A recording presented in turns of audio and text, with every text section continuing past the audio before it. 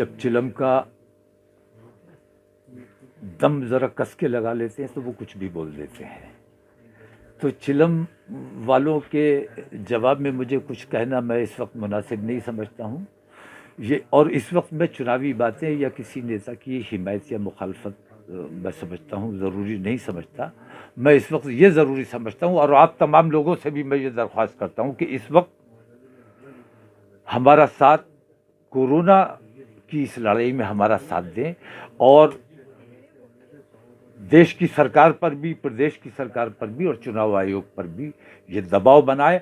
आम हिंदू और मुसलमान से मैं ये दरख्वास्त करता हूँ कि चुनाव आयोग पर दबाव बनाया जाए कि पहले कोरोना से लड़ाई होगी, उसके बाद चुनाव की लड़ाई होगी, उससे पहले चुनाव नहीं होना चाहिए। बहुत शुक्रिया। जिम्मेदारी से दूर हो जाते हैं, अपने रब से लौ लगाते हैं, भगवान की शरण में चले जाते हैं। उनको तो प्यार की बात करनी चाहिए, प्यार फैलाना चाहिए, नफरतों की बात नहीं करना चाहिए। उस पूरी अधर्म जो संसद थी, उस पूरी अधर्म संसद में जो कुछ भी हुआ, मैं समझता हूं कि उसमें सिर्फ एक साधु था, बाकी सबके सब साधु के भेष में राक्षस थे।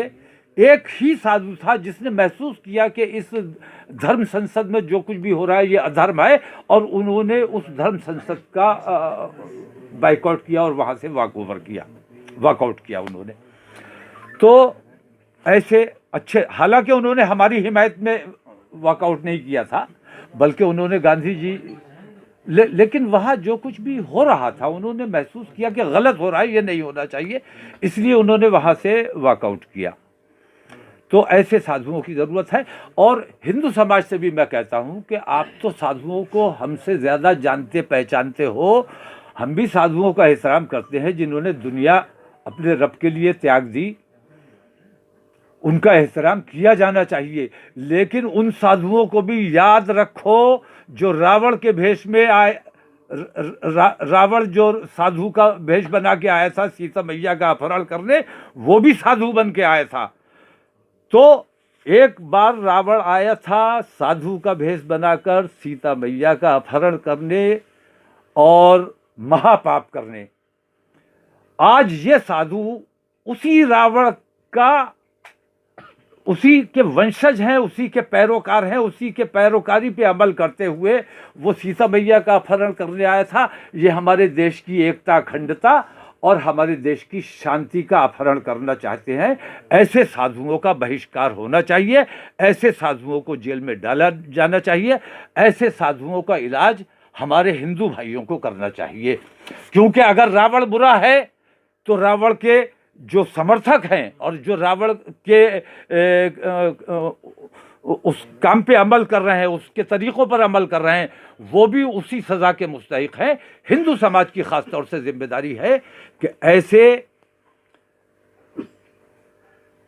साधु के भेष में छुपे हुए रावणों का इलाज हिंदू समाज को करना चाहिए।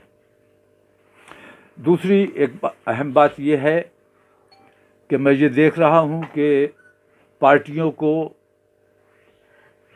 और तमाम लोगों को देश की चिंता नहीं है, देशवासियों की चिंता नहीं है, चुनाव की चिंता है, एमएलए बनने की चिंता है, मंत्री बनने की चिंता है, सरकार बनाने की चिंता है।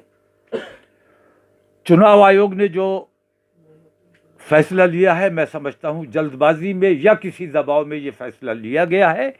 इस फैसले पर चुनाव आयोग को पुनर्विचार करना चाहिए, क्योंकि जिस तेज़ी से कोरोना पैर पसार रहा है और जिस तेज़ी से ये संक्रमण फैल रहा है, बढ़ रहा है, रोज़ाना मैं देखता हूँ 1,70,000, 1,94,000, 1,95,000 ये तादाद फरवरी में, WHO ने भी ये बात कही है कि फरवरी में ये अपने पीक पर होगा और फरवरी में ही इन्होंने चुनाव रखा है। तो मैं चुनाव आयोग से भी ये सवाल करता हूँ, सरकार से भी ये सवाल करता हूँ और तमाम पार्टियों से ये सवाल करता हूँ कि लोगों की ज़िंदगी ज़्यादा ज़रूरी है या चुनाव ज़्यादा ज़रूरी है। मैं चुनाव आयोग से दरख्वास्त करता हूँ कि फरवरी में जो चुनाव आपने रखा है ये देश के लिए बहुत घातक है।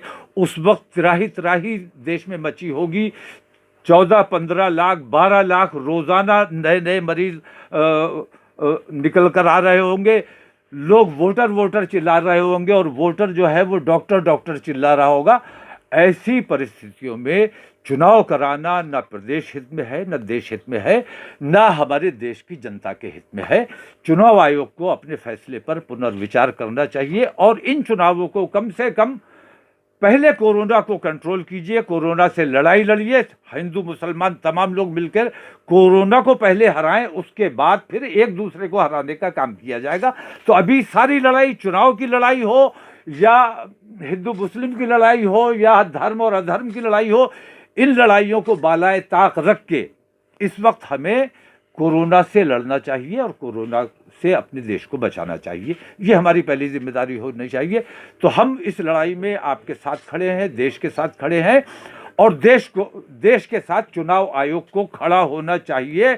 इस फैसले पर अभी अगर उन्होंने पुनर्विचार नहीं किया, अभी अपने फैसले को वापस नहीं लिया, तो मुझे अंदेशा है कि जिस वक्त त्राही त्राही मची होगी उस वक्त ये अपना फैसला चुनाव का वापस लेने पर मजबूर हो जाएंगे। जिस वक्त निकल रहे होंगे, आप जरा अंदाजा लगाएं, 15 लाख मरीज रोज WHO ने बताया है कि कैसी त्राही त्राही होगी।